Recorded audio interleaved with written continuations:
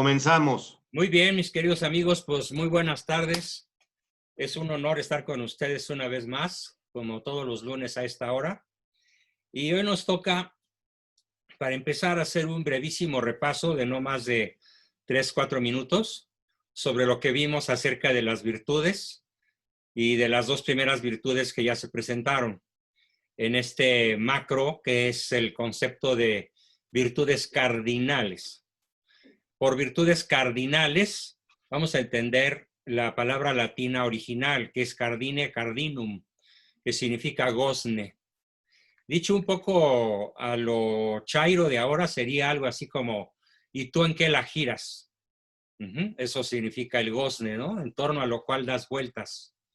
Entonces, las virtudes cardinales se llaman así porque es en torno a lo cual nuestra vida gira o da vueltas. De ahí que se llame cardinales. Ese es el sentido correcto de la palabra. Y las virtudes cardinales son 4, o virtudes naturales también se llaman. Las virtudes cardinales son la prudencia, que es la madre de todas, si bien no es la reina.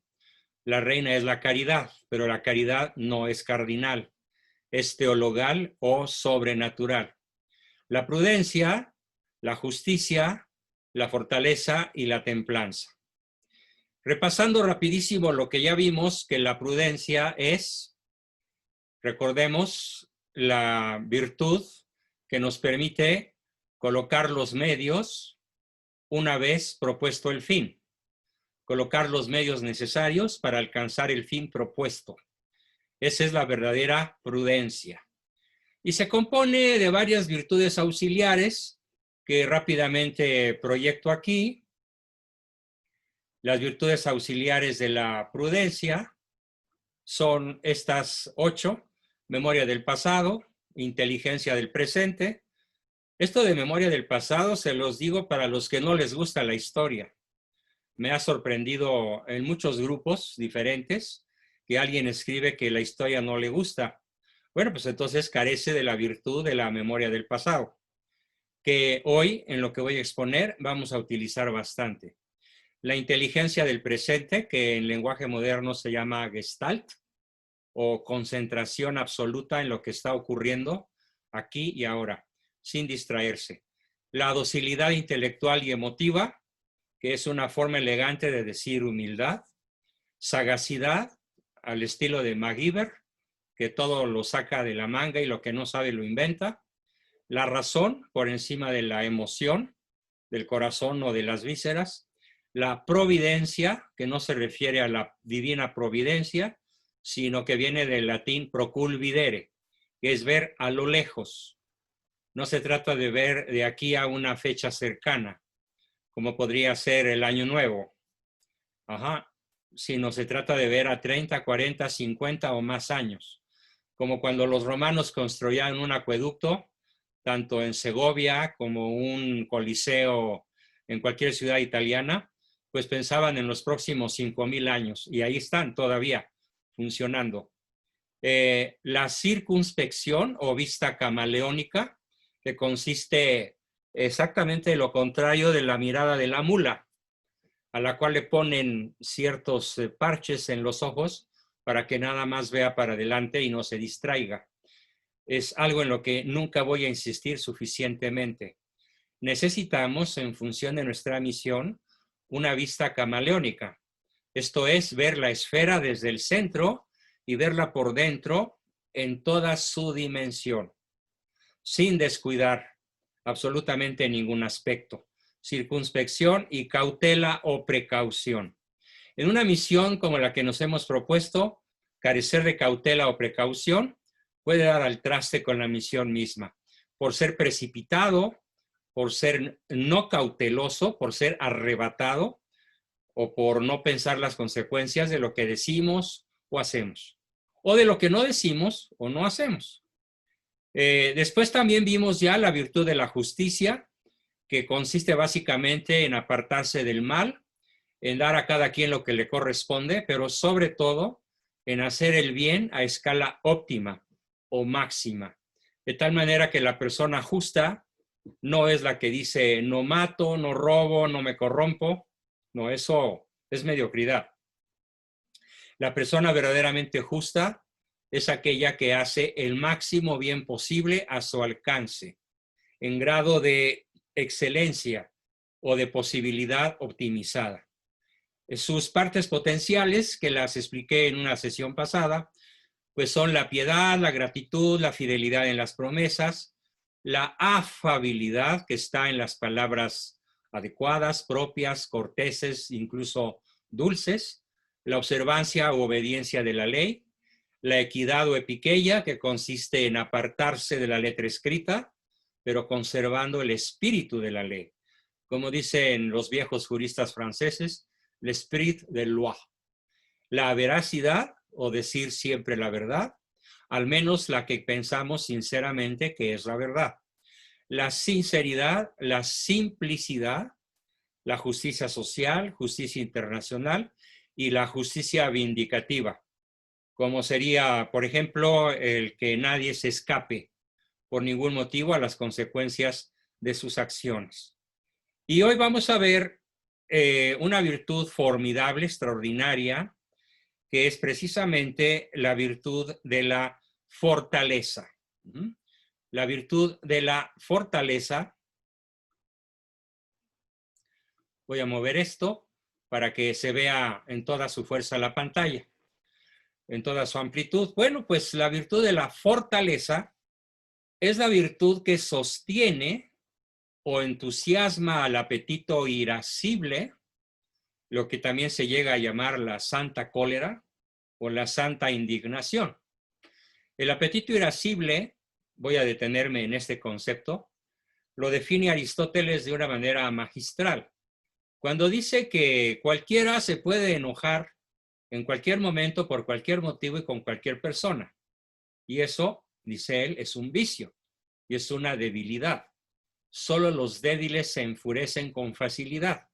En cambio, la fortaleza es enojarse, indignarse, mostrar la santa cólera o la santa ira por el motivo correcto, con la persona adecuada y en el momento oportuno. A eso se refiere la virtud de la fortaleza, sin la cual pues no hubiera sido posible que Santa Juana de Arco hubiera echado a los ingleses al mar, o Cortés hubiera hecho la conquista y la posterior fundación de nuestra patria, o que Julio César hubiera cruzado el Rubicón, o Alejandro Magno cortado el nudo gordiano de un solo tajo. La historia está llena de maravillosos momentos en los cuales el apetito irascible, la santa cólera manejada, como lo dice Aristóteles, es justamente la fortaleza. Y que también enardece a la voluntad, no nada más al apetito irascible, que es en cierta forma algo connatural al hombre, sino también a la voluntad, para que no desistan en su empeño, ambas, por conseguir el bien arduo o difícil, ni siquiera por el peligro cercano de perder la vida corporal. Si la persona fuerte tiene un motivo más o no únicamente por el cual vivir, sino un motivo suficientemente poderoso como para dar la vida por él. Esto es la mejor definición de fortaleza y que los griegos antiguos conocieron y practicaron en forma verdaderamente maravillosa, como Héctor de Troya, como el gran capitán Leónidas al defender con solo 300 espartanos la entrada a Grecia por las Termópilas, que logra posponer la victoria de los invasores bárbaros, el tiempo suficiente para que los griegos de Atenas pudieran armar su flota y posteriormente derrotar a los bárbaros en la famosísima batalla de Salamina. Y esta contención, pues no fue hecha por un hombre. La contención en el Senado griego fue hecha por la esposa de Leónidas, mientras él enfrentaba con singular fortaleza a Jerjes y su 1.000.000 de hombres en la entrada de las Termópilas. Así que la virtud de la fortaleza, podemos decir, es la creadora o la defensora de grandes imperios, de grandes y maravillosas cosas que han ocurrido a lo largo de la historia y puedo decir sin temor a equivocarme que es una de las virtudes que más brillan por su ausencia entre los chavos de hoy. Easy way, tranquilo, no te azotes. Yo no traduzco el easy way como llévatela fácil, como hazte güey, ¿no? Déjalo pasar y es un acto de cobardía. Creo que nuestra sociedad tiene un sello de cobardía verdaderamente notable. ¿Y quién realmente está dispuesto a dar la vida? Por la convicción, por la fe, por la patria, por la familia, por la dignidad. Creo que somos, y lo digo en primera persona, somos muy contados. Continuando con la definición de la virtud de la fortaleza, hay que distinguir, y esto el primero que lo plantea es Sócrates, estamos hablando del año 450 antes de Cristo, que los actos o funciones de la fortaleza son dos: acometer y resistir. Acometer y resistir. Por lo cual se acomete en la defensa del bien, en la defensa del Estado de Derecho, en la defensa del bien común, en la defensa de la vida, de la familia, de la patria, de la fe, de aquellos valores que son indeclinables, que son irrenunciables. Y se resiste con firmeza los asaltos del mal para no retroceder ni un solo paso en el camino emprendido. Tengo una anécdota que contarles que yo escuché cuando yo tenía 5 años.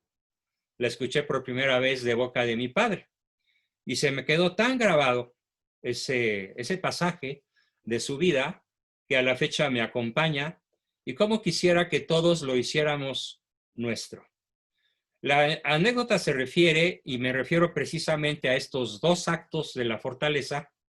Aquella época, estamos hablando de 1936, mi papá tenía 26 años, él nació en 1910, cuando él reconquista Tabasco y logra echar al mar, bueno, a Cuba, al famoso tirano Garrido Canaval, Tomás Garrido Canaval, que había hecho de Tabasco el estado sin Dios, al grado que el saludo no podía ser adiós, sino adieu, para borrar el santo nombre de Dios hasta de la costumbre cotidiana.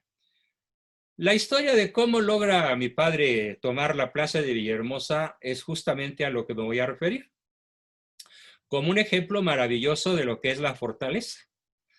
La historia de cuándo concibe la idea y cuándo la concluye es larga y la voy a prescindir por ahora, pero el hecho es que cuando él ya está en Villahermosa y detrás de él hay 50,000 rancheros que no llevan armas, solo llevan banderas, todos vestidos de blanco, y si acaso en las banderas hay una imagen de la Virgen, pero ni siquiera llevan un machete, porque así lo pidió él.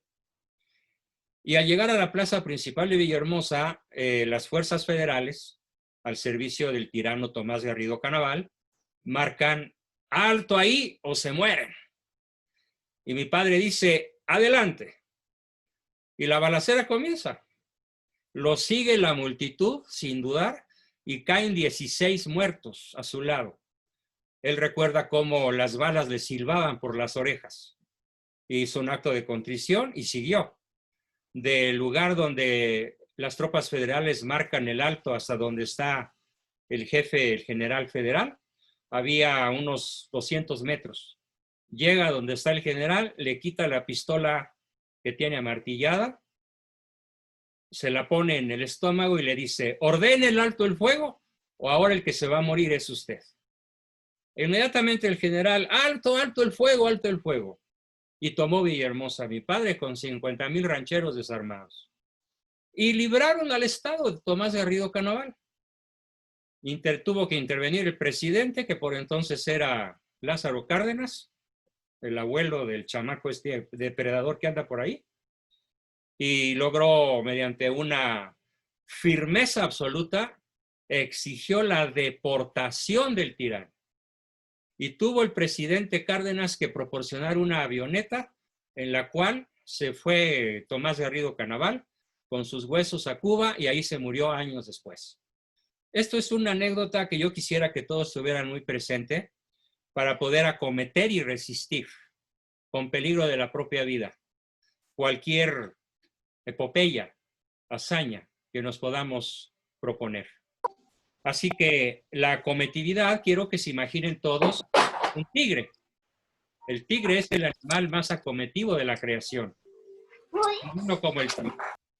Y el más resistente podría ser un elefante o una tortuga galápago, de esa que pesa media tonelada y que puede resistir encima de su caparazón el peso de un elefante. Así que podemos decir que la fortaleza es un tigre elefante o un elefante tigre. Reacciona con serenidad y fuerza en casos repentinos e imprevistos. ¿Por qué? Porque es un hábito. No es que de vez en cuando alguna persona que ha sido pusilánime, esto es puchila, ánime, el ánimo de una pequeña niña, de pronto tenga la fortaleza. No.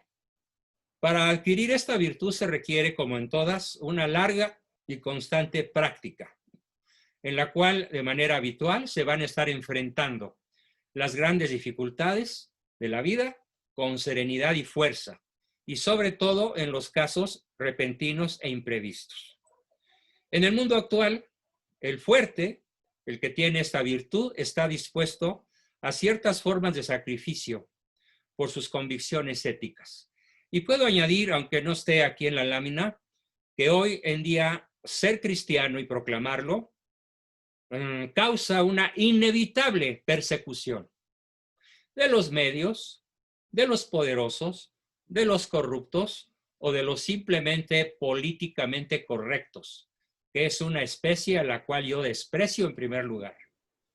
No tengo tanto desprecio, por así decirlo, por el masón o por el corrupto o por el poderoso, sino por ese que es, entre comillas, buena persona, pero que vive con miedo y que no se atreve a decir las cosas de frente, directamente, con asertividad. Como dicen en el norte, se ha dicho con todo respeto al chile pelón. Esto es entonces la virtud de la fortaleza. Hay varias virtudes relacionadas con la fortaleza. Por sí sola, no estaría suficientemente revestida de fuerza. Y recordemos ahorita el significado de vir virtus. Su traducción del latín es fuerza. Pues una persona fuerte es una persona virtuosa, o una persona virtuosa es una persona fuerte. Y vamos a presentar las virtudes relacionadas con la fortaleza.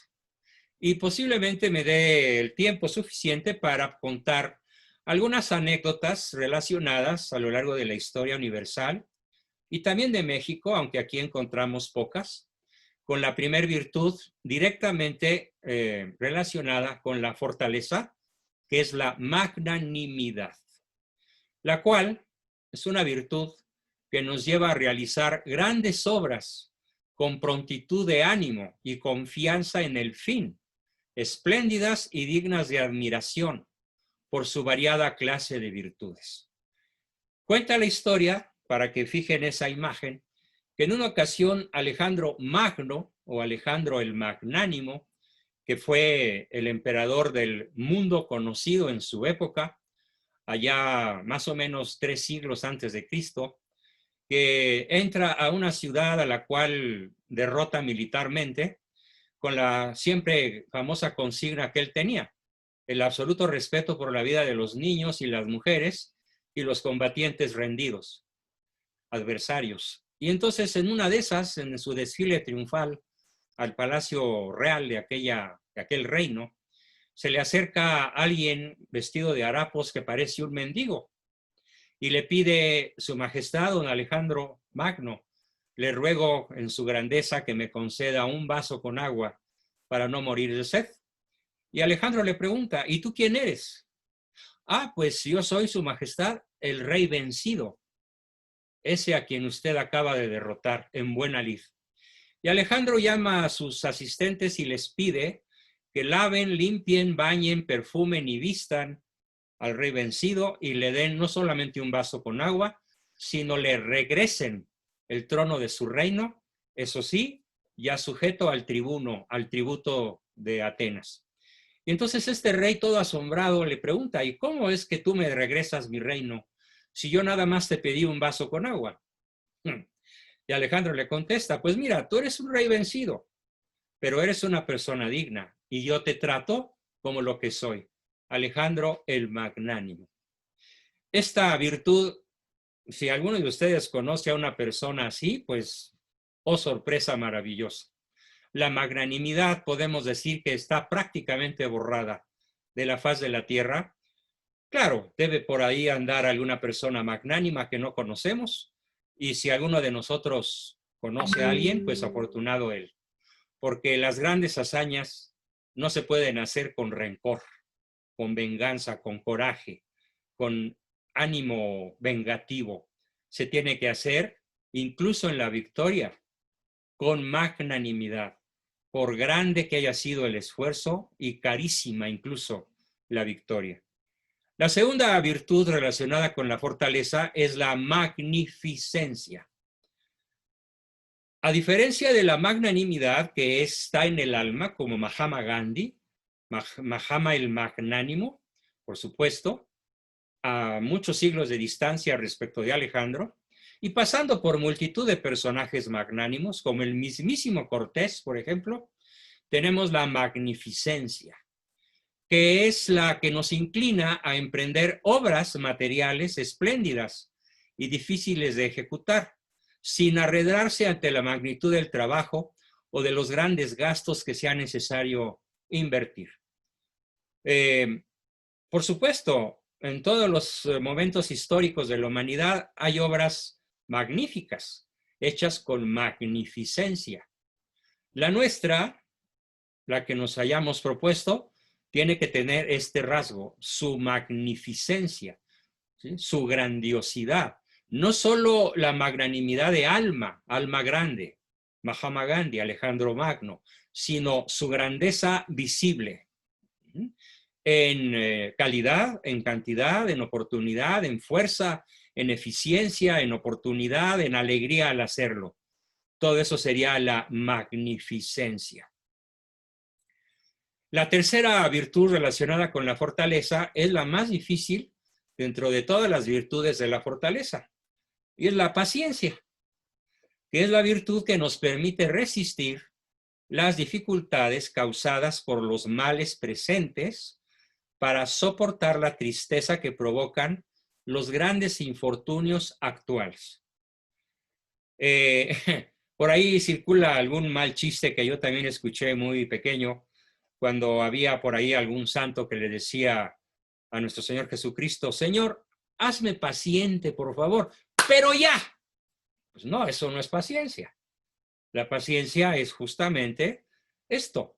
Nos permite resistir las dificultades causadas por los males presentes, soportando la tristeza, la angustia, la ansiedad y el miedo y todo aquello que está relacionado con los grandes infortunios actuales. Y vaya que hoy lo que está padeciendo México, y muy probablemente cada una de nuestras familias, requiera una infinita paciencia. Esa es la tercera virtud relacionada con la fortaleza. La cuarta virtud sería la longanimidad. Para que sea muy fácil tener este concepto, les voy a pedir que se imaginen, por favor, una longaniza. O sea, una salchicha pegada con otra y otra y otra y otra, y que en algunas carnicerías pues le dan la vuelta en el techo y llegan a tener hasta 10 o 15 metros de largo. Esa es la longanimidad. No más que no estoy hablando de salchichas, estoy hablando de un ánimo largo. ¿Qué tan largo? Tan largo como para atender constantemente hacia algo bueno, hacia el bien honesto, que está muy distante de nosotros, cuya consecución se hará esperar mucho tiempo. A ver, si en esta empresa que hemos emprendido en este grupo y en otros similares, no somos longánimes, nos va a pasar lo que les pasa a casi todas las selecciones nacionales de fútbol, Cuando, por ejemplo, cuando contra Holanda, en un mundial reciente, se iba ganando, cae el empate, luego cae un penalti robado por un tal Robben, que hace honor a su apellido, y el equipo mexicano se convierte en una murga cuando faltaban 4 minutos para que terminara. No fueron capaces ni siquiera de empatar. ¿Por qué? Porque les faltó la longanimidad. Caso muy contrario al que le sucede a otro jugador, en este caso alemán, tan entrenados así, cuando faltaban 4 minutos contra Argentina en el Mundial de Brasil, y el entrenador le pide a Mario Götze que entre a la cancha y le demuestre al mundo que es mejor que Messi. Y este cuate entra cuando el equipo lo arropa, lo protege con longanimidad. En una de esas pesca un balón con el pecho 3 minutos antes de terminar el partido y marca el gol de la victoria. La longanimidad o ánimo largo o nos acompaña o vamos al fracaso. Y esto implica que nos pueden meter un gol o muchos goles en julio, en agosto, en septiembre, en octubre, en enero, en marzo, en junio del año que entra, en el 22. Si no tenemos longanimidad, seremos derrotados. Así que hago una exhortación a cualquiera que me escuche en este grupo o en cualquier otro grupo, que se dé cuenta que sin longanimidad no hay victoria.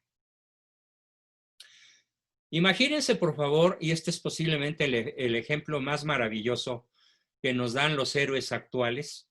Bueno, este ya murió, pero hace muy poco.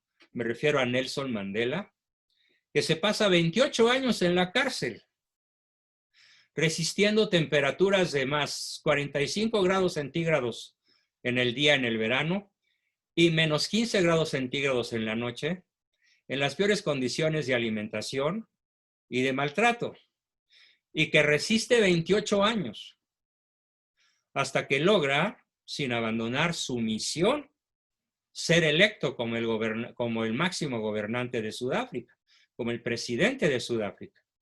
Y al mismo tiempo, aprovecho esta figura para hablar de su magnanimidad, porque cuando él iba a Palacio a tomar posesión de su puesto, los afrikaners, los blancos perseguidores, ya estaban con sus cosas en cajas para irse, porque ahí venía el nuevo presidente y seguramente los iba a mandar a la cárcel o incluso a ejecutarlos. Y cuando él los ve alejarse, incluso pasan enfrente de él para ahuecar el ala, como decimos acá, los detuvo. ¿A dónde van? ¿A dónde van? Pues, señor Nelson, es que no podemos, seguramente usted no va a querer que trabajemos bajo su autoridad. Y él contestó, regresen todos a Palacio. Quiero una sola Sudáfrica, unida. Negros, blancos, afrikaners, esclavos. Aquí no hay esclavos. Mulatos. Todos somos una sola nación. Eso es magnanimidad, magnificencia, paciencia, longanimidad, 28 años. O sea, se puede. Se puede. Podríamos citar a la Madre Teresa de Calcuta, podríamos citar a Mahatma Gandhi mismo, podríamos citar a N personajes a lo largo de la historia. Agustín de Iturbide, por ejemplo, que luchó 11 años contra viento y marea, en una época donde no había internet ni telegrafía y todas las cartas eran llevadas en mula, burro o caballo. Y a la base de epístolas, de lenguaje escrito, logró con una longanimidad formidable convencer a tirios y troyanos de lograr la independencia de México. Perseverancia. La perseverancia es una virtud relacionada con la fortaleza, que no es lo mismo que la longanimidad, porque la longanimidad está en el ánimo, longánime, y la perseverancia está en el ejercicio del bien. Aunque el ánimo haya decaído, la persona perseverante, aunque tenga momentos de debilidad, bueno, el ejemplo más formidable sería el de Cristo en el huerto de los olivos, cuando suda sangre, literalmente, y clama a su Padre, Padre mío, si es posible, haz que pase de mí este cáliz. su longanimidad decae, pero no su perseverancia, porque dice, sin embargo, no se haga mi voluntad, sino la tuya. Persiste en el ejercicio del bien, en la búsqueda de la salvación de la humanidad entera, a pesar de la brutal tortura a la cual él ya estaba sometido, y obviamente ninguna de las torturas a las que nosotros podemos estar sometidos en este momento, enfrentemos lo que enfrentemos, estamos dispuestos a perseverar a pesar de lo que esto nos ocasione. La siguiente es la constancia. La perseverancia nos mantiene en el ejercicio del bien y la constancia nos hace repetir las acciones que fortalecen o robustecen la voluntad para que no abandonemos el camino de la virtud por los obstáculos o impedimentos exteriores. Fíjense, no se refiere al ánimo, se refiere a los impedimentos exteriores que nos salgan al paso. Bueno, pues esta es la virtud de la fortaleza. Y por supuesto que hay que completar este concepto con los vicios contrarios a la virtud de la fortaleza.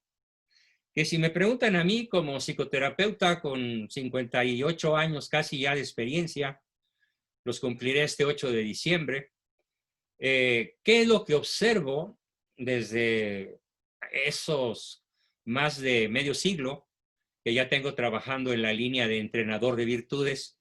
Observo en la sociedad actual muchísimos vicios contrarios a la virtud de la fortaleza. Vamos a ver cuáles son. Y vamos a proponer que hagamos mentalmente un ejercicio de autocrítica. Que pensemos, como lo dijo Judas, ¿no? ¿Acaso soy yo maestro? El primer gran vicio contrario a la virtud de la fortaleza es la presunción. Nace de una falsa valoración de los propios talentos, que induce a querer alcanzar resultados superiores a las capacidades para las que estamos dotados. Queridos amigos, hay cosas que son de suyo imposibles. Un vicio contrario a la virtud de la fortaleza es proponerse cosas que de suyo son imposibles. Aquella frase napoleónica de "yo no conozco la palabra imposible" pinta a Napoleón de cuerpo entero como un gran presumido. Bueno, tan presumido que les voy a contar una anécdota histórica que lo pinta de cuerpo entero y que eso lo llevó a la derrota. Así que voy a contar dos anécdotas. La primera se refiere al momento en el cual él va a ser coronado por el Papa de la época en la Catedral de Notre Dame como emperador del Sacro Imperio Romano Germánico. Y la presunción lo lleva a tal grado que toma la corona de las manos del Papa y se la pone él, porque dice, no ha nacido persona que pueda coronar a una testa tan grandiosa y tan poderosa y sabia como la mía. Y bueno, pues se corona él solito y en esos momentos pronuncia una amenaza. Se voltea hacia donde está el cardenal Carmalengo, que está por allá trepado en una tribuna en la gran catedral de Notre Dame, y le dice, y ahora sí, destruiré vuestra iglesia. Y en esos momentos el cardenal se ataca de la risa y de tal manera se ríe que rueda las escaleras hasta el suelo y llega donde está Napoleón y sigue riéndose. El viejito así agarrándose la panza y muerto de la risa. Y Napoleón lo increpa con mucha furia. ¿De qué te ríes? ¿Sí? Y el cardenal le contesta, recuerdo que le dice petit homme, chaparro, mira chaparrito, voyez toi petit homme. Si nosotros, los pecadores que estamos dentro de la iglesia, no la hemos podido destruir en 18 siglos, la vas a destruir tú, petit homme. Y por supuesto que Napoleón, muy poco tiempo después, era derrotado en Waterloo y después asesinado por los ingleses en la isla de Santa Elena. Aunque alcanzó a regresar de Elba en lo que se llama el reinado de los 100 días. Bueno, pues Napoleón es uno de los grandes presumidos de la historia. Y por supuesto que también lo fue Hitler. Y no entendió Hitler, por no saber historia, en qué presunción había incurrido Napoleón. Y la presunción en la que incurrió Napoleón fue en atacar al mismo tiempo a Rusia por el este y por el oeste al resto de Europa, sobre todo a España. Y en España fue derrotado. Puso a un monigote por ahí, Pepe Botellas, su hermano José Napoleón, José Bonaparte, al cual le da un grito de muerte Hidalgo. Cuando se entera de que Napoleón ha nombrado a Pepe Botellas rey de España y por lo tanto del virreinato de Nueva España, es cuando él grita, muera el mal gobierno, refiriéndose justamente a Pepe Botellas. Bueno, pues no le duró el gusto nada a Napoleón por atacar a ambos flancos, sintiéndose invencible. Algo que tiene que caracterizarnos entonces es cero presunción. No sobrevaloremos nuestras fuerzas. No pretendamos hacer cosas imposibles. Para eso está la maestra de la vida, que es la historia. Así que propongo que hagamos un ejercicio de humildad, contrario a la presunción, para saber muy bien nuestras limitaciones y nuestras fortalezas. Y no solo aquellas que son propias, sino aquellas que son dadas en las circunstancias. Hay circunstancias que se pueden modificar. Hay circunstancias que no se pueden modificar. Y la mejor oración nos la da un santo extraordinario, San Ignacio de Loyola, bajo cuya égide educativa yo crecí, cuando había todavía buenos jesuitas. Ahora ya son una especie en extinción. Ahora ya los jesuitas dicen que la homosexualidad práctica es un camino de salvación. Un tal James Martin, que anda por ahí, es un personaje muy famoso diciendo esto. Bueno, y entonces ¿a qué me voy a referir? Justamente con esta educación de San Ignacio. Él decía, como oración, mira, en tu diaria batalla, hazlo todo como si todo dependiese únicamente de ti. Y espéralo todo, como si todo dependiese exclusivamente de Dios. Así que eso de que no conozco el no y no conozco lo imposible, déjenselo a Hitler, derrotado, por atacar a Rusia y a Occidente a la vez, igual que Napoleón. Déjenselo a cualquier persona presumida que dice yo no conozco el no, ni la palabra imposible va conmigo. Claro que hay cosas imposibles. Negarlas es el peor acto de presunción. Siguiente, vicio contrario a la virtud de la fortaleza, que hoy se da, incluso en entrevistas ejecutivas, algunos disque psicólogos le preguntan a la gente, a los candidatos, háblame de tus ambiciones. ¡Qué mal! No, la ambición es un mal sutil, es una pócima escondida, o sea, es un brebaje, pócima escondida, calamidad oculta, consejera de engaños, madre de la falsedad y de la codicia, es la que ciega el ánimo, la que cambia los remedios en males, la que extrae de la medicina efectos aún más debilitantes. Firma Santo Tomás de Aquino, el doctor de doctores. Así que no podemos ser ambiciosos, ni de poder, ni de fama, ni de gloria, ni de honores, ni de placeres. Tenemos que ser idealistas del bien. Tenemos que imaginar grandes bienes honestos, pero el ambicioso está sembrando en él y en quienes lo rodean un mal sutil y una pócima escondida, aunque parezca ser muy echado para adelante, muy valiente, muy audaz, muy a todo dar. No es cierto. Si es ambicioso, es vicioso. Vanidad y pedantería son figuras deformadas también por exceso del magnánimo. Hay que recurrir nuevamente a la definición de virtud que ya di en la primera sesión del tema. Y me refiero justamente a que la virtud es el justo medio entre dos extremos. En el extremo derecho tendríamos, bueno, en el centro tendríamos a la persona magnánima.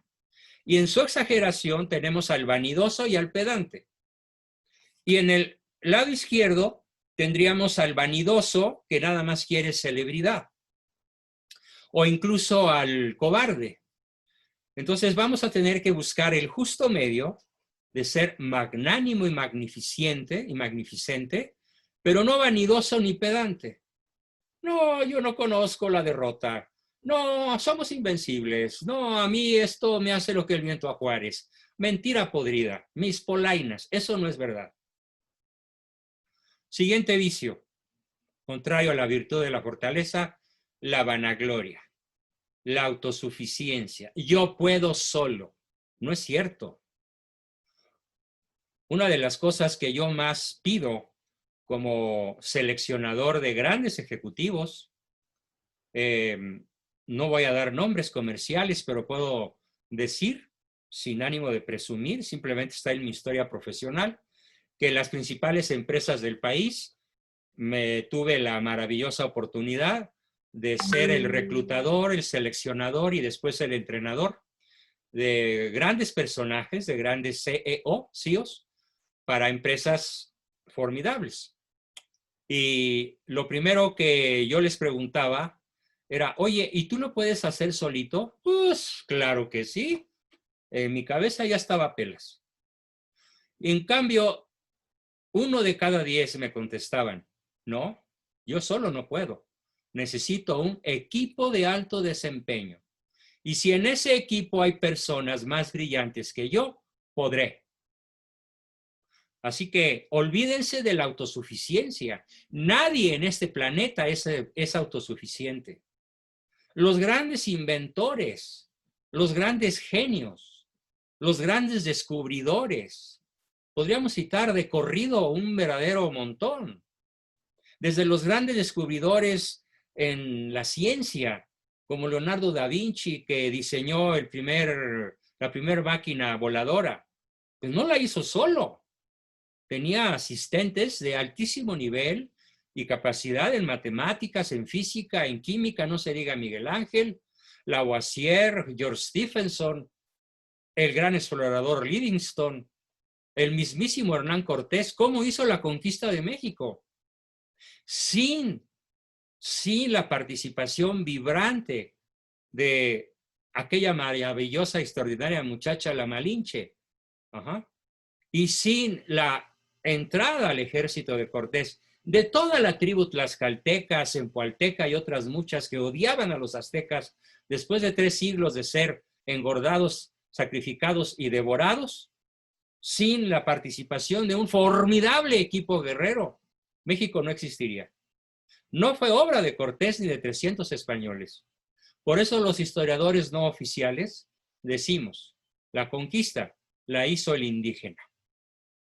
Por odio, por venganza, por hartazgo a la tribu más caníbal que se haya conocido en la historia de la humanidad, la azteca.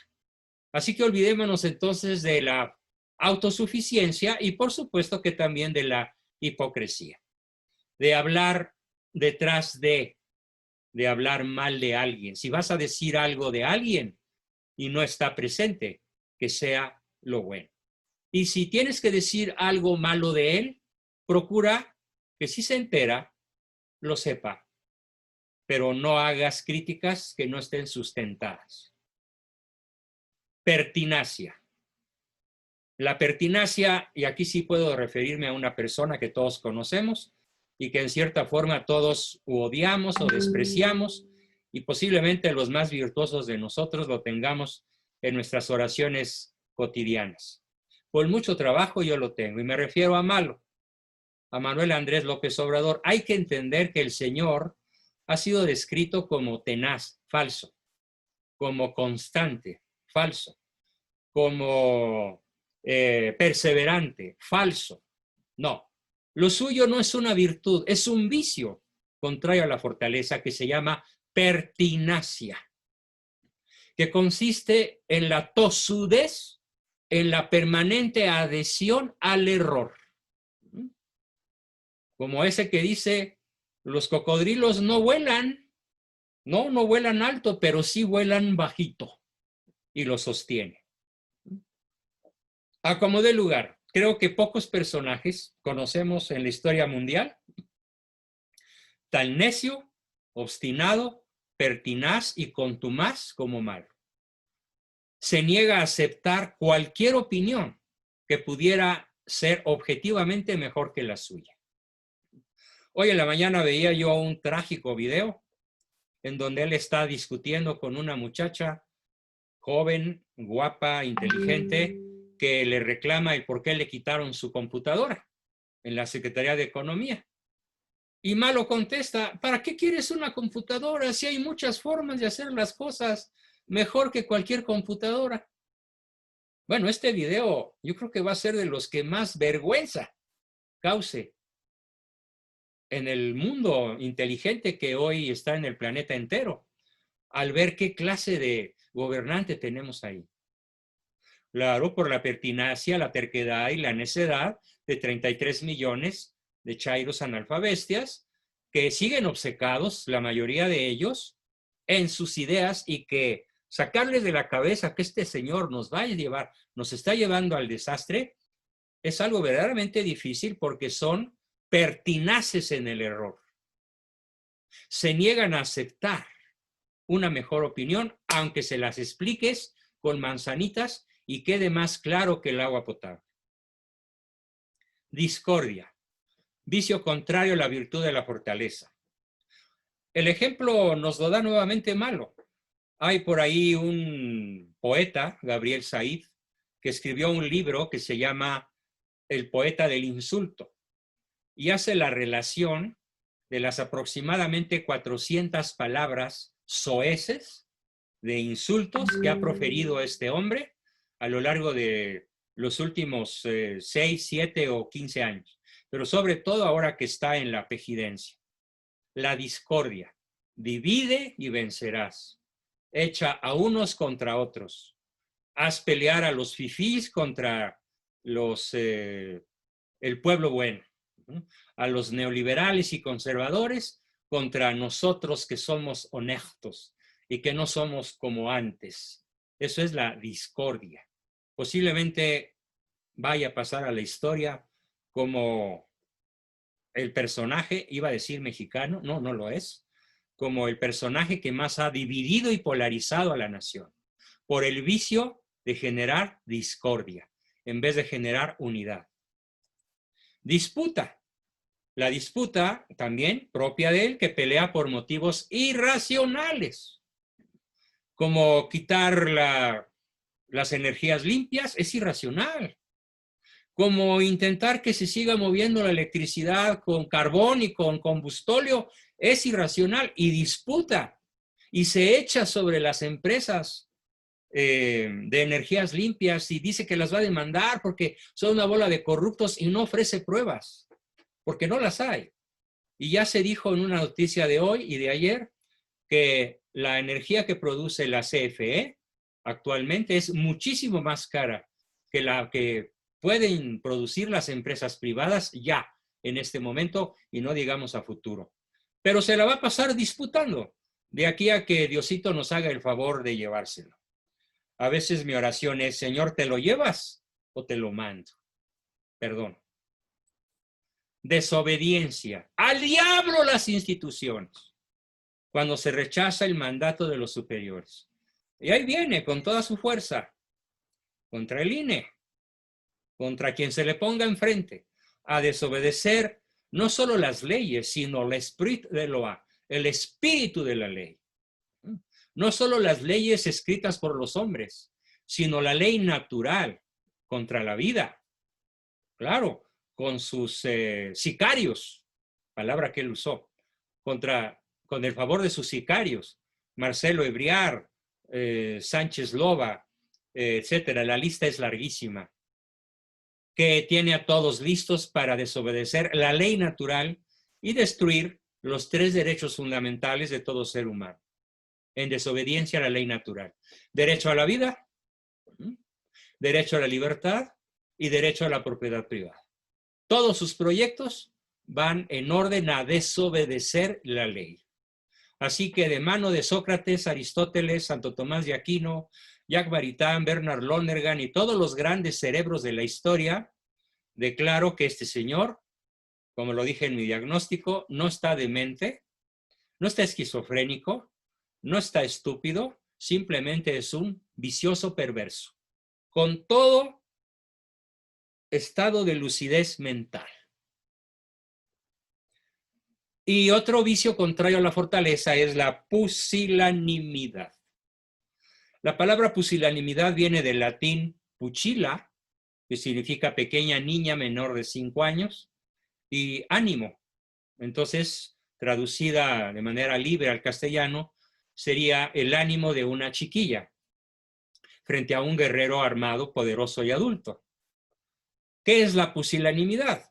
La cobardía extrema, que entierra los talentos recibidos y rehúsa alcanzar incluso metas factibles. Ay, no, qué miedo. Ay, no, yo no me lanzo. Ay, no, acompáñame, yo no voy solita. Y ni al baño va sola, ¿no? Ni al banco, ni a hacer algo que, por fácil que sea, te da miedo. Eso es la pusilanimidad. Hoy podemos decir, sin temor a equivocarme, que en el mundo empresarial, desgraciadamente, tenemos muchos empresarios pusilánimes, que ya le hubieran podido decir, y no digo nombres, piénsenlo, muchos empresarios ya le hubieran podido decir al peje, quietecito, calladito y te atienes a la ley o te desconocemos. Y no solo empresarios, gobernadores, alcaldes. Hago una convocatoria a todo México. Dejemos, señores, de ser pusilánimes y enfrentemos al malvado, al perverso, con valentía, con fortaleza, con magnanimidad, con perseverancia, con tenacidad, que es sinónimo de perseverancia. Porque si Él está ahí, esa ciencia y paciencia de los pusilánimes, que hoy son mayoría en las gobernaturas de los estados y mayoría en las cabezas de la iniciativa privada en México. Es la triste verdad. La pusilanimidad campea hoy. Así que eso de que un soldado en cada hijo te dio, pues es una música y una letra hermosísimas, pero practicadas por muy pocos de los que le podrían cerrar el paso al mal. Decía, varios pensadores lo han dicho, Mahatma Gandhi, Nelson Mandela, otros. No me preocupa, no me pesa, Albert Einstein también, no me pesa, no me preocupa la maldad de los perversos, sino el silencio, la pasividad y la cobardía de los buenos, de los pusilánimes. Bueno, pedí una autocrítica. Así que espero que todos esta noche y cuando vean este video se hagan esa pregunta. ¿Por qué no abandono mi zona de confort? ¿Por qué no me lanzo con todo? Desde mi trinchera, pequeña, minúscula, grande, enorme, oficial, no oficial, de libre empresa, de simple ciudadano, hormiga, contra el mal, por pusilánime. Qué triste, pero así es. Y tenemos todavía un maravilloso tiempo para ver la otra virtud que había propuesto ver hoy, que es muy distinta y complementaria de la virtud de la fortaleza. Me voy a referir a la virtud de la templanza. ¿Qué es la virtud de la templanza? Aquí voy a usar, antes de poner en pantalla la definición, voy a explicar la diferencia entre un objeto de hierro, uno está templado y el otro no. Uno es una espada, imaginemos la espada del Cid Campeador, o la espada que tengo aquí en mi sala, la espada de la reina Isabel, en cuya empuñadura dice, monta tanto, tanto monta, que significa lo que ella le dice al rey Fernando cuando lo pesca en adulterio y se lo reclama. Y le dice, recuerda Fernando que tanto monta, monta tanto Isabel como Fernando. Y se le impone al rey para que eche a su amante de palacio, ¿no? Bueno, pues estaba templada, era una reina maravillosamente templada, a pesar de que era una chaparrita y unos 50. La templanza es la virtud que modera y domina nuestra violenta inclinación hacia los placeres sensibles, especialmente del tacto y del gusto, y nos contiene dentro de los límites de la razón. Modera pues el apetito irascible, del que ya hablé, es decir, nos da paciencia contra la ira, contra el enojo y la rabia. Modera los impulsos básicos, que son los siguientes. La templanza modera el hambre. ¿Tienes hambre? Sí, pero si eres templado te la aguantas. Incluso días enteros. La sed, la sexualidad. Y ojo, nunca la sexualidad es una necesidad, es una capacidad. Como la locomoción, el habla, la inteligencia, la toma de decisiones, son capacidades. La sexualidad humana no es un instinto, es una capacidad que puede moderar con el dominio racional de la templanza. Modera el hedonismo, que hoy se llama eufemísticamente la línea del menor esfuerzo o la zona de confort. Todo esto es la virtud de la templanza. En la actualidad, la templanza es despreciada, sobre todo por los jóvenes, que de manera sistémica y sistemática han sido troquelados en la idea de que si tienes un gusto, pues dale un llegue. Y solo se vive una vez. Así que aquí no puedes comer solo una. Y a darle, vuelo la hilacha. Vamos a ver que la templanza natural o adquirida se rige por la razón, como adulto integrado, que hace al mismo tiempo lo que es ético, o sea, el bien honesto, lo que es técnico, lo que está bien hecho, que no es lo mismo que lo que está bien hecho éticamente, lo que está técnica o materialmente bien ejecutado, y lo empático, que es lo humanamente cordial, afectuoso y atractivo en términos de lo que hoy llamamos inteligencia emocional. Entonces, un adulto integrado tiene su adulto ético subordinando al técnico y al empático subordinando a los otros dos. Esa es la virtud de la templanza. Virtudes secundarias de la templanza, o sea, así como la prudencia, la justicia y la fortaleza tienen virtudes secundarias, también las vamos a encontrar en la templanza. ¿Cuáles son ellas? Pues en la templanza vamos a encontrar la vergüenza. Por eso a tipos como Malo, con toda justicia y sin que sea un insulto, por supuesto que no lo es. Cuando a mí me dicen los chairos, me reclaman en la red, ¿por qué le dices tan feo a mi líder, a mi presidente? ¿Que no eres católico? Precisamente porque lo soy. Este señor es un sinvergüenza. ¿Por qué?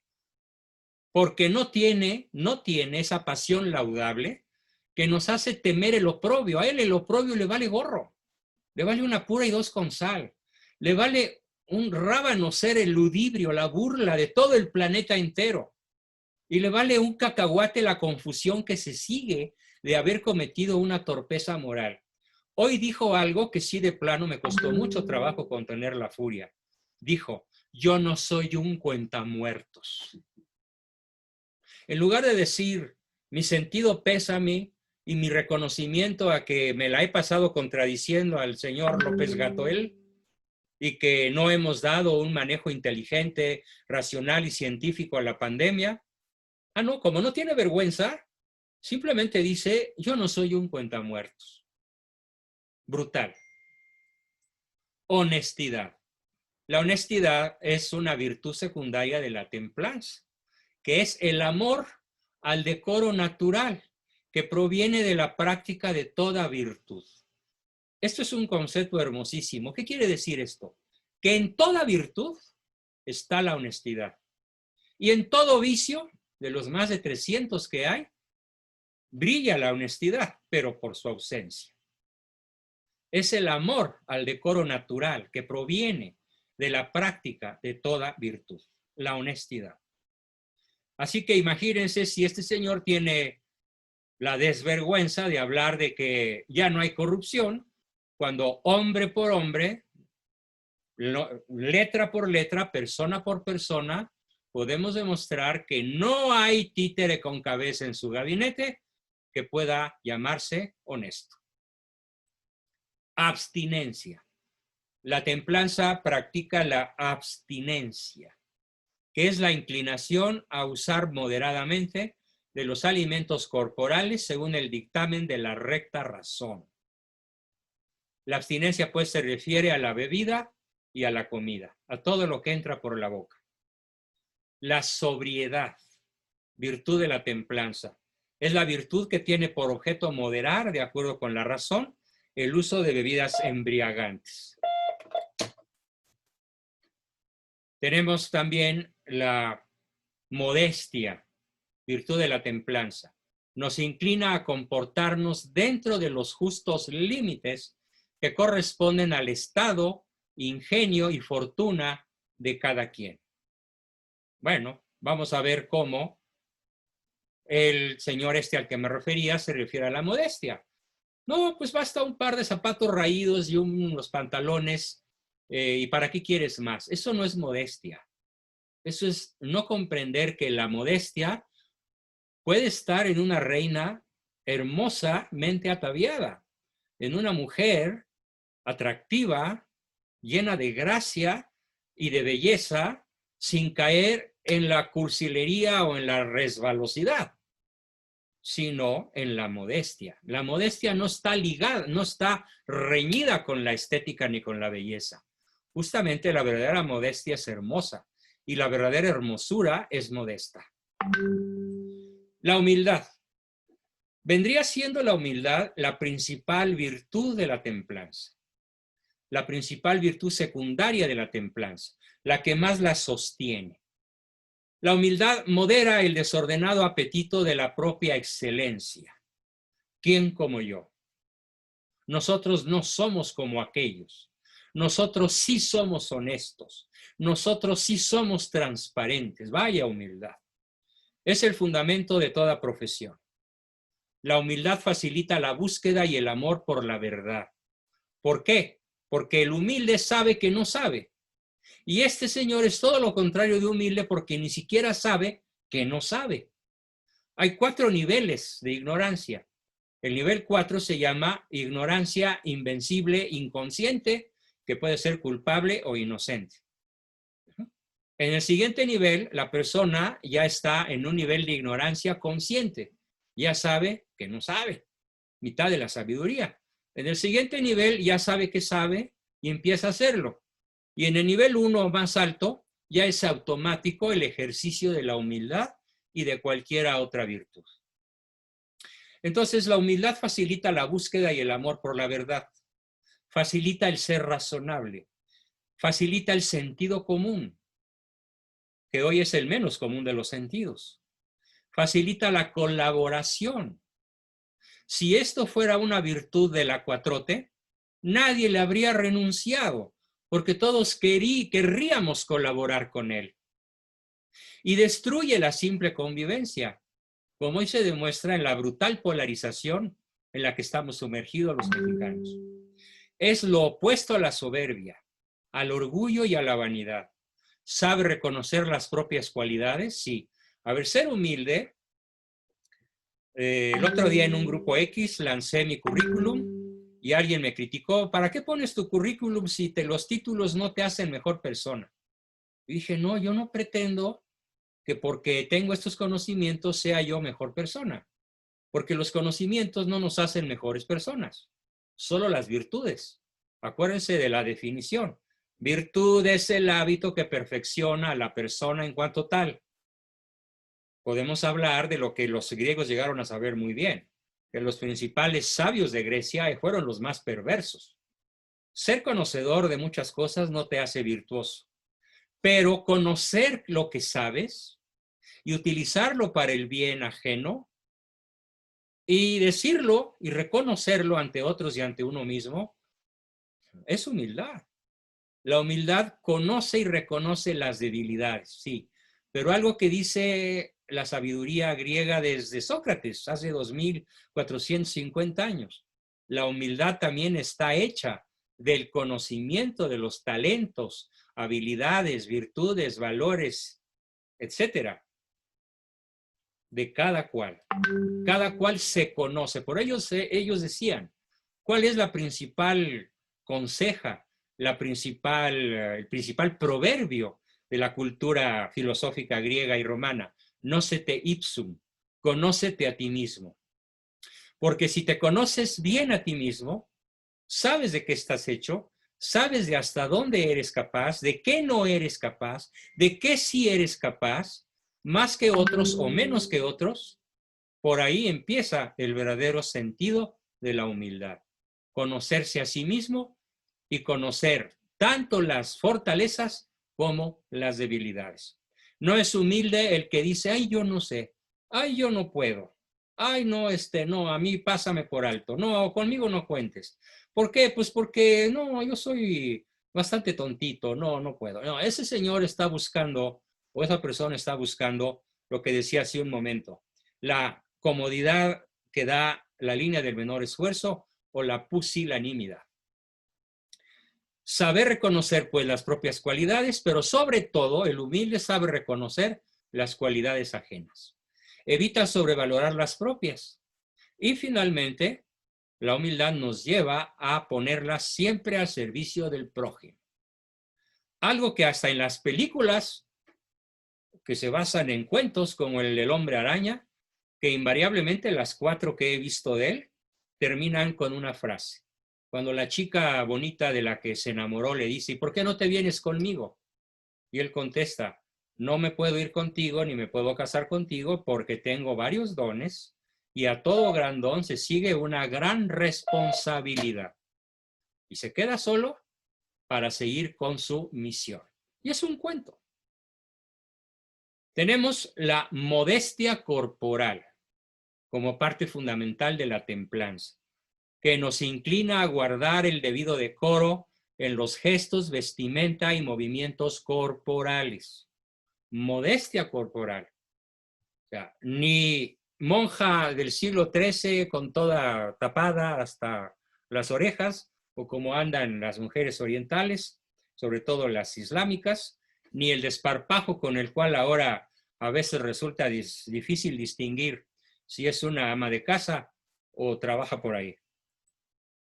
Y luego tenemos otras virtudes, la castidad, que es la virtud moderadora, no supresora ni represora del apetito sexual, de la potencia sexual. Sin castidad, ¿en qué caemos? Bueno, hasta el mismo Freud lo reconoció, ¿no? En un narcisismo polimorfo, en una sexualidad que hoy en Europa está de moda y que ya está en varias constituciones europeas, como la holandesa, que ya reconoce el derecho a la pederastia y tienen diputados pederastas, ¿sí? Que dicen que hacer el amor con un niño de 5 años es una preferencia respetable. A esto se llega sin el concepto maravilloso de la castidad, que modera,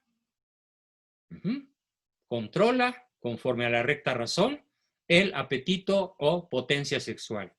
La continencia, que robustece la voluntad para resistir las concupiscencias desordenadas muy vehementes. ¿Qué es concupiscencia? Viene del latín concupiscere, que significa tendencia a caer. La concupiscencia es propia de toda la raza humana, herida por el pecado original. En Eva, soberbia, querer ser Dios, y en Adán, preferir a la criatura, claro, hermosísima, ya me la imagino, por encima de su creador. Esa concupiscencia o tendencia a lo mal, a lo sencillo, a lo fácil, al no esfuerzo, a vivir en la línea de la comodidad, es la concupiscencia. Puede haber dos, la concupiscencia del espíritu y la concupiscencia de la carne. La concupiscencia del espíritu nos inclina a la presunción, la vanagloria y la soberbia, y la concupiscencia de la carne pues nos inclina a darle vuelo a la hilacha. O como decía por ahí una canción de algún mundial, de fútbol, dale alegría a tu puerco, Macarena. Mansedumbre, virtud secundaria de la templanza, que modera la ira según la recta razón. Aunque el sujeto, aquí hay un error, no es propiamente sumiso. Ser manso no es ser menso, es que ante todo buscas la paz, la concordia, la tranquilidad, porque la justicia produce la paz, y la paz, hija de la justicia, produce la libertad, y esta justicia, paz y libertad producen el amor. Y como dice Cristo, sed manso y humilde de corazón.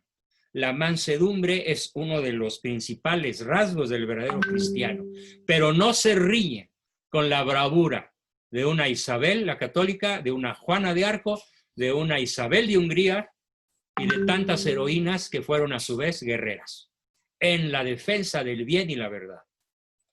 Tenemos también como virtud secundaria de la templanza la clemencia, que inclina al superior a mitigar, según el recto orden de la razón, la pena o castigo debido al culpable.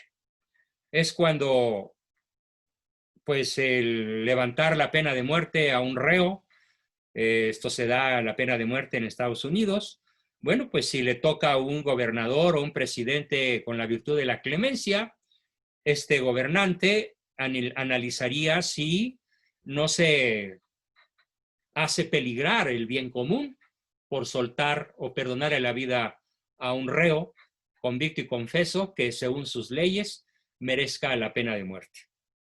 Es importantísimo en el ejercicio de la autoridad la clemencia. Porque decían los viejos romanos, sumum iuris, sumum injuris. Significa el sumo de la ley, el sumo de la justicia, perdón, puede ser el sumo de la injusticia. ¿Qué modera esa posibilidad de ocurrir, de incurrir en injusticia? La clemencia. Vicios opuestos a la templanza. La desvergüenza. No nos importa el oprobio y la confusión que hoy a escala nacional y aun global se sigue de estar cometiendo, como dice por ahí un buen amigo nuestro, una y otra cochinada. Excelente contabilidad de algo que solamente un individuo desvergonzado realiza con esa sonrisita burlona que un día espero que el Señor se la borre con la justicia. Porque sí, en efecto, no tiene vergüenza, porque no le importa el oprobio y la confusión que se sigue de estar cometiendo una tras otra torpezas morales en perjuicio de todos los que habitamos en este país y a veces también fuera de nuestras fronteras. La deshonestidad, aparentar ser quien no se es. Él presume todos los días de quien no es. Y es más, por ahí hay algunos de sus lamegarras que dicen que malo es un científico, como lo acaba de proclamar John Ackerman, que además ya lo echó de cabeza otro amigo nuestro, al que yo aprecio mucho, Carlos Doré de Mola, cuando dice que ni John Ackerman ni esta Irma Heréndira Sandoval tienen títulos reconocidos en ninguna parte. Bueno, eso es la deshonestidad, aparentar ser quien no se es o hacer lo contrario a la ley natural y divina mediante el engaño. Sí, no solo engañó a los más de 30 millones que votaron por él, nos engañó a todos los que pensábamos al principio. Bueno, yo no, yo siempre pensé lo que iba a suceder. E hice el día 2 de julio una declaración tonante, tronante en contra de este sujeto, prediciendo lo que hoy está sucediendo, línea por línea. Cuánto lamento haber acertado, porque nos logró engañar a la inmensa mayoría por deshonesto. La incontinencia, que es la inclinación a usar inmoderadamente los alimentos corporales contra el dictamen de la recta razón. Pero hay otra forma de incontinencia que se llama verborrea, que es que no le para la boca, o como dijo por ahí José Cárdenas, no, creo que lo dijo Pedro Ferriz de Con, hay a veces personas que usan la boca pero desgraciadamente también hay personas que usan el hocico. Bueno, pues usar el hocico en un ser humano equivale a una diarrea verbal que se llama verborrea y es el equivalente perfecto a la incontinencia. Si alguien es incontinente en el insulto, es justamente este personaje. Bueno, y para terminar tenemos, pues otras todavía, opuestos a la templanza, aunque hay un cuadro que aquí podríamos ver, ahí están en forma de caricatura japonesa, los 7 pecados capitales. Y tenemos también, para terminar, la gula o abuso de los alimentos, la promiscuidad o fornicación, que es el desenfreno del apetito sexual, sin una conducta estable ni predecible, la incontinencia, que debilita la voluntad para resistir las concupiscencias desordenadas muy vehementes, la agresividad, que suelta la ira contra la recta razón, la inclemencia o impiedad, que exagera cruelmente la pena o el castigo debido al culpable. La inclemencia o la impiedad. Y nuevamente refiriéndome a este nefasto personaje, hay algo que es un prototipo de inclemencia e impiedad. Cuando alguien en una mañanera le reclamó, oiga, pero es que así como usted lo está planteando, van a quebrar miles de empresas. El INEGI llegó a decir que 600,000 y la CEPAL que 800,000. Y él dijo, no importa, que quiebren las que tengan que quebrar. Esto es inclemencia e impiedad con los propios gobernados, sujetos a un individuo impío, criminal. Bueno, pues con esto termina la presentación y la primera parte, y entonces pues doy por concluida esta primera sesión, que sí va a ser grabada. Voy a poner pausa